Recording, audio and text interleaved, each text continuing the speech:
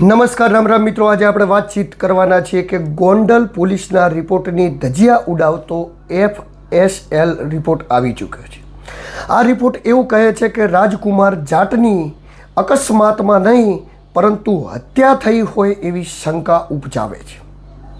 તો રાજકુમાર જાટની હત્યા થઈ, અકસ્માત થયો, આ બધો જ મુદ્દો ચાલ્યો, પરંતુ એ મુદ્દાની વચ્ચે FSL રિપોર્ટ આવી ગયો છે અને FSL રિપોર્ટ એ રાજકોટ અને ગોંડલ પોલીસની ધજિયા ઉડાવતો રિપોર્ટ આજે બહાર આવ્યો છે ને જેના વિશે આપણે વાતચીત કરવાના છીએ અને ખૂબ જ ડિટેલમાં આ રિપોર્ટ વિશે વાતચીત કરવાનો છું ને એક એક વસ્તુ આપણને સમજાવવાનો છું। પરંતુ એ પહેલાં જો આપ મારી વિડીયોમાં નવા આવ્યા હો તો મારી ચેનલને લાઇક, સબસ્ક્રાઈબ અને ફોલો કરી દો, જેથી હું આપના માટે આવા અદ્ભુત વિડીયો બનાવતો રહું। તો મિત્રો, વાતચીત કરવી છે કે ગોંડલની અંદર ખૂબ સમય પહેલાં ઘટના બની। ઘટનાથી આપ સૌ વાકેફ છો। ઘટના બની, ઘટના ક્યાંક ને ક્યાંક જયરાજજી જાડેજા અને ગણેશભાઈ ગોંડલ સુધી પણ એમના કનેક્શન જોડાયા। રાત્રે ઘરે ગયા, અમને માર માર્યો એવી એમના પિતાશ્રીએ આરોપ લગાવ્યો। ત્યારબાદ એ ત્યાંથી ગયા, અલગ અલગ પ્રકારના CCTVમાં દેખાયા અને ત્યારબાદ એમના પિતાએ ફરિયાદ આપી। 4-5 દિવસ સુધી પોલીસે ગોત્યો, પોલીસને લાશ મળી, તેમ છતાં પોલીસે જાણ ન કરી અને પછી એવું થયું કે અચાનક પોલીસ જાણ કરે છે અને પોલીસ એવું કહે છે કે આપના દીકરાની અકસ્માત થઈ ગયો અને અકસ્માત થયેલી બસ પણ કબજે કરવામાં આવે છે। અને નવાઈની વાત એ હતી કે બસની અંદર કોઈ પણ નિશાન ન હતું। આવા ઘણા બધા ભૂલો આપણે પકડી હતી, જેમાં કપડાં કેમ બદલેલા હતા, બસની અંદર કોઈ ઈજા નથી, 42 જગ્યાએ કેવી રીતે ઈજા થઈ, 3 વાર કપડાં એને કેવી રીતે બદલ્યા। ત્યારબાદ જયરાજજી જાડેજાના ઘરના જે 11 વાગ્યાના CCTV હતા એ 12 વાગ્યા પછીના કેમ ના મળ્યા। ઘણી બધી વાતોથી પોલીસ ઉપર શંકાની સૂઈ જતી હતી। ગુજરાતની અંદર ખુલ્લીને કોઈ બોલવા માટે તૈયાર ન હતું। ગોંડલની અંદર આ થયું, ત્યારબાદ પાટીદાર જે યુવાન હતો એને જાહેરમાં જે અસામાજિક તત્વો દ્વારા મારવામાં આવ્યો, એને લઈને પાટીદાર સમાજ ત્યાં ભેળો થતો હતો અને જે પાટીદાર સમાજ હલ્લાબોલ ગોંડલની અંદર કરી રહ્યો હતો એવું જ હલ્લાબોલ ક્યાંક રાજસ્થાનમાં ચાલુ હતો। રાજસ્થાનમાં હલ્લાબોલ ચાલ્યું। રાજસ્થાનના ભીલવાડાની અંદર મોટા પ્રમાણમાં સર્વ સમાજ, જાટ સમાજની સાથે ભેળો થયો। 7 ધારાસભ્યો સપોર્ટમાં આવ્યા।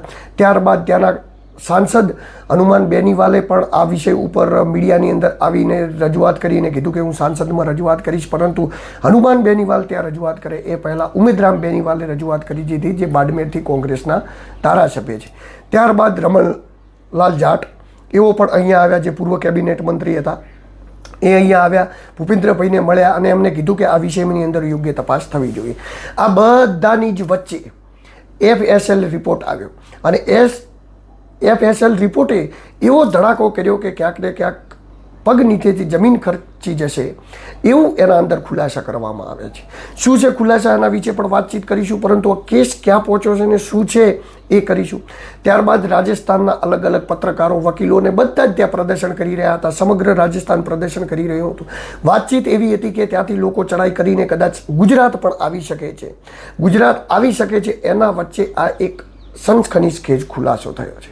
ખુલાસો એ થયો છે કે આ ખુલાસાથી પોલીસ ઉપર શંકા ઉપજે છે, રાજકોટ પોલીસ ઉપર શંકા ઉપજે છે, ગોંડલ પોલીસ ઉપર શંકા ઉપજે છે। શંકા એ ઉપજે છે કે આટલા ટાઈમ સુધી આ વસ્તુ આમ હતી તો પોલીસે કેમ આમ કહ્યું, કારણ કે પોલીસ જે બયાન આપ્યા, પોલીસે જે કર્યું એનાથી આ રિપોર્ટને બિલકુલ સુસંગત થતું નથી।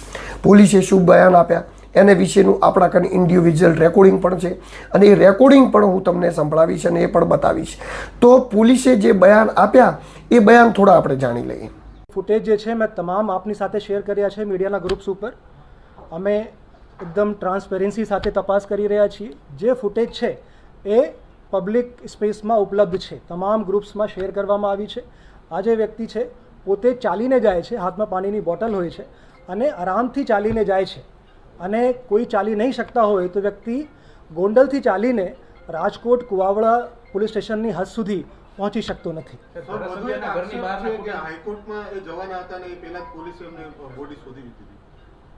નહીં, એવી કોઈ અમારી બાબત ધ્યાન ઉપર નથી। જ્યારથી મારી પાસે આવ્યા, મેં 1 કલાક એમને સાંભળ્યા ધ્યાનપૂર્વક અને ફૂલ સ્ટ્રેન્થ સાથે મારી LCB SOGની તમામ ટીમો, જેટલા પણ માણસો હતા, Gondal city B division, Gondal city A division, તમામ પોલીસ સ્ટેશનની ટીમે 3 દિવસથી ફક્ત એક જ કામ કરતી હતી કે આ વ્યક્તિને અમારે શોધવાના છે। સાહેબ, ધારાસભ્યના ઘરની બહારના CCTV એ છે, એ મેં આપને વાત કરી, એ પણ અમારી પાસે છે, એ પણ આપની સાથે શેર કરવામાં આવશે. અંદરના કોઈ સીસીટીવી હા હા, એ અરજી અમને મળી છે. અરજદારને અમે કીધું કે તમારે કંઈ ફરિયાદ પણ દાખલ કરાવવાની હોય તો અમે તૈયાર છીએ. તો અમારા અરજદારનું એ કહેવાનું હતું કે સાહેબ અમારા દીકરા અમને મળી જાય, પછી બાદની જે બાબત છે એ પછી વિચારીશું અને આપને કહીશું. અંદરના સીસીટીવી છે જે જગ્યાએ બેઠા હતા એ શેર કરવામાં આવશે અથવા એ પણ શેર કરવામાં આવશે. એ અમારી પાસે બધું છે. એના પોલીસને કીધું 4 તારીખે વહેલી સવારે લાશ મળે છે અને એ રાજકોટ જિલ્લામાંથી જ મળે છે. આટલી અરજી થાય છે, તમે કીધું કે તમારી પાસે આવ્યા હતા, તમે ટીમો બનાવી, તો આ લાશની ઓળખ માટે 5 દિવસ કેમ જતા રહે છે?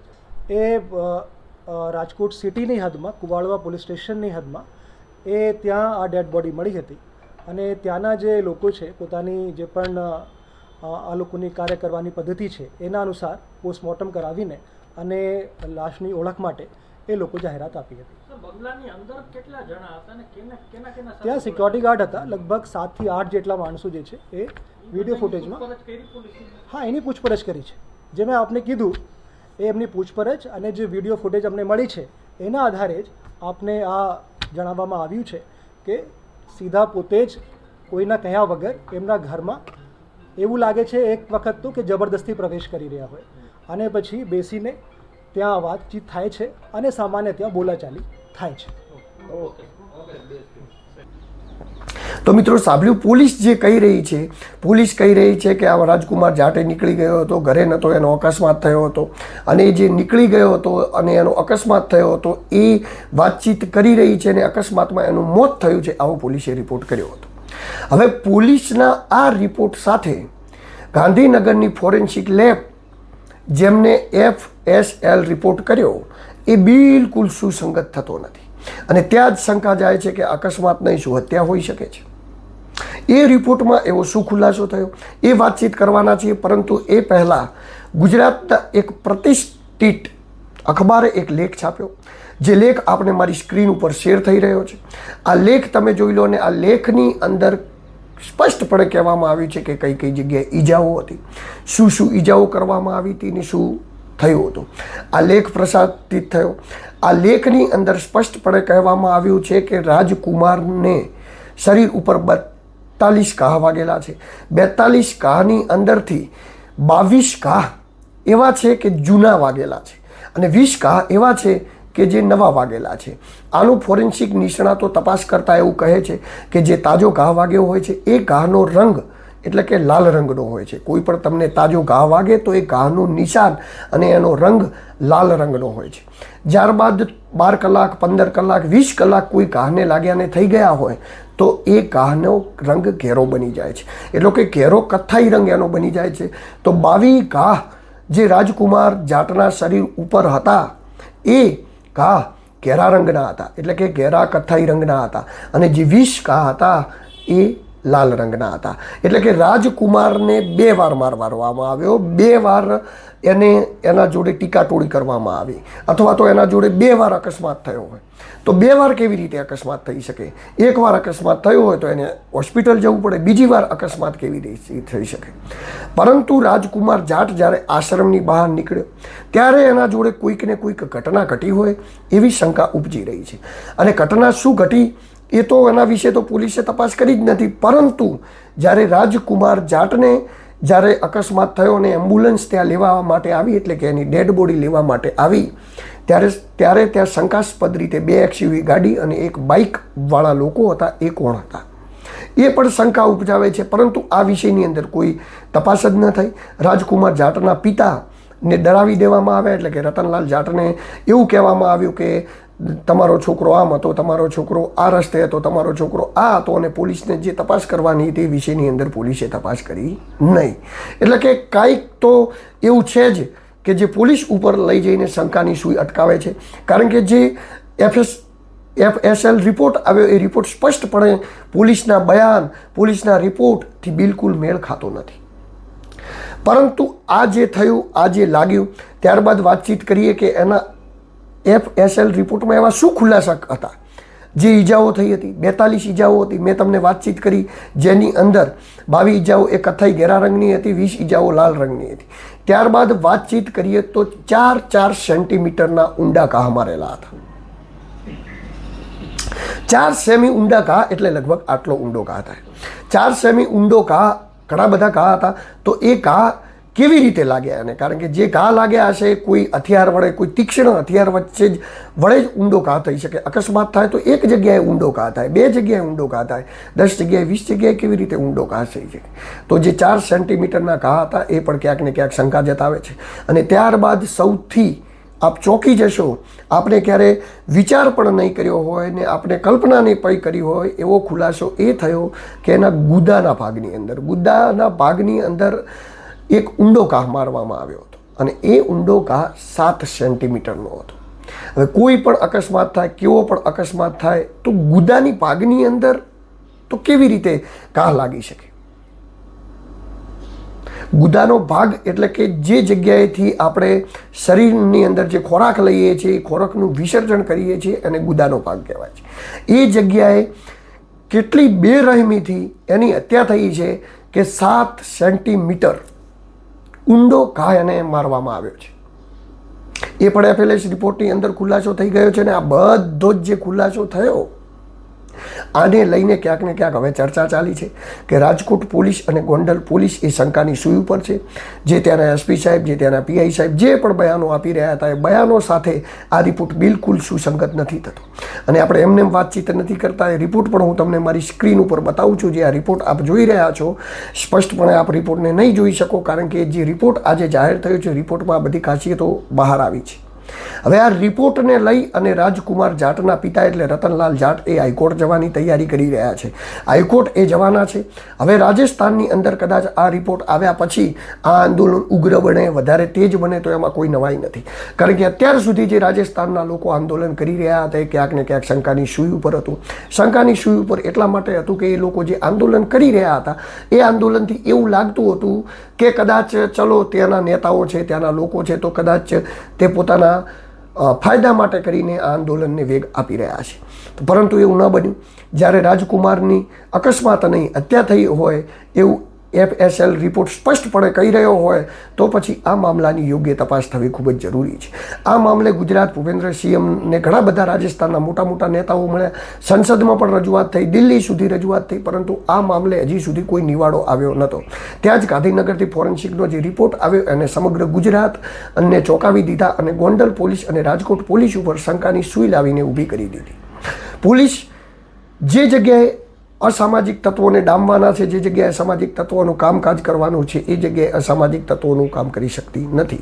એનું કારણ છે કે પોલીસ પણ રાજકારણથી દબાયેલી છે. પોલીસનો આમાં કોઈ વાંક નથી. પોલીસ પણ રાજકારણથી દબાયેલી છે. ઉપરથી જેટલો આદેશ આવે છે એટલું જ કામકાજ પોલીસ કરી શકે છે. એનાથી વધારે કામકાજ પોલીસ કરી શકતી નથી. પોલીસને પણ કોઈ કામકાજ કરવું હોય તો ઉપરથી આદેશ હોય અથવા તો ઉપરથી પૂછવું પડે ત્યારે જ એ કામ થાય છે. ને આ એક જગ્યાએ નહીં, સમગ્ર ગુજરાત, સમગ્ર દેશમાં આ સિસ્ટમ ચાલુ છે અને આજેથી નહીં વર્ષોથી ચાલુ છે. આ સિસ્ટમની અંદર આ સિસ્ટમ ચાલુ છે તો આ સિસ્ટમની અંદર ધોવાણ કોનું થાય છે? હવે રાજકુમાર જાટનો જે FSL રિપોર્ટ આવ્યો છે એ રિપોર્ટ જોતાં એ સ્પષ્ટ થાય છે કે કદાચ રાજકુમાર જાટની હત્યા થઈ હોઈ શકે છે. હવે હત્યા થઈ હોય તો પણ આ મામલે યોગ્ય તપાસ થશે કે નહીં થાય એ પણ જોવાનો વિષય છે. પરંતુ રતનલાલ જાટ એટલે કે રાજકુમાર જાટના પિતા એ હાઈકોર્ટની અંદર જવાના છે, હાઈકોર્ટની અંદર રીટ કરવાના છે ને આવનારા સમયની અંદર આ મામલાને જોતા રાજસ્થાનની અંદર કોઈ મોટું આંદોલન ભડકે કે ફરીવાર આંદોલન ઉગ્ર બને કે ફરીવાર લોકો રસ્તા ઉપર આવે તો એમાં નવાઈ નથી. કારણ કે આ વખતે જે રિપોર્ટ આવ્યો છે એનાથી ઘણા બધા સમીકરણો સ્પષ્ટ થઈ જાય છે. તો આવનારા સમયની અંદર સરકાર ત્યારબાદ પોલીસ આમાં યોગ્ય તપાસ કરે. જો કે યોગ્ય તપાસ પોલીસ જોડે આશા રાખવી ખૂબ કઠિન છે, પરંતુ તેમ છતાં પણ યોગ્ય તપાસ કરે, યોગ્ય નિવાડો લાવે અને આ જે રિપોર્ટ આવ્યો છે એ મામલે જે હાઈકોર્ટમાં જઈ અને સંપૂર્ણપણે આની તપાસ થાય. આ વિષયની અંદર રાજકુમાર જાટને ન્યાય મળે અને ગોંડલમાં જે ગુંડાગર્દી ચાલી રહી છે એ ગુંડાગર્દી ઓછી થાય. ગોંડલની અંદર ગુંડાગર્દી એના પછીનો પણ એક કિસ્સો બન્યો. જે પાટીદાર યુવકને જે જાહેરમાં મારવામાં આવ્યો એ પાટીદાર યુવકને અસામાજિક તત્વોએ માર્યો. તો જ્યારે અમદાવાદની અંદર અસામાજિક તત્વો એ ખુલ્લેઆમ તરવાલો લઈને નીકળ્યા અને પોલીસે એમને સરઘસ કાઢી અને દંડા બજાવ્યા તો સૌ લોકોને ગમ્યું. કારણ કે અસામાજિક તત્વો હોય, આમ લોકોને પરેશાન કરતા હોય તો એમને દંડા પડવા જોઈએ. પરંતુ એમને દંડા પોલીસે બજાવ્યા, એવા દંડા ગોંડલની અંદર બજાવવાની તાકાત કેમ પોલીસની નથી? તો એ જગ્યાએ પણ પોલીસ આવી કાર્યવાહી કેમ નથી કરી શકતી કે રાજકીય આથાના લીધે કે રાજકારણના લીધે કરી અને એ જગ્યાએ આવી કાર્યવાહી કરતાં કદાચ પોલીસ બિયાતી છે. શું છે સમગ્ર ઘટના, શું છે વાતચીત, એ બધી જ ડિટેલ કોઈ પણ આપણા જોડે નવી આવશે તો માહિતી આપીશું. પરંતુ અત્યારે તો FSL રિપોર્ટની અંદર આ ઘટસ્ફોટ ખુલાસો થયો છે.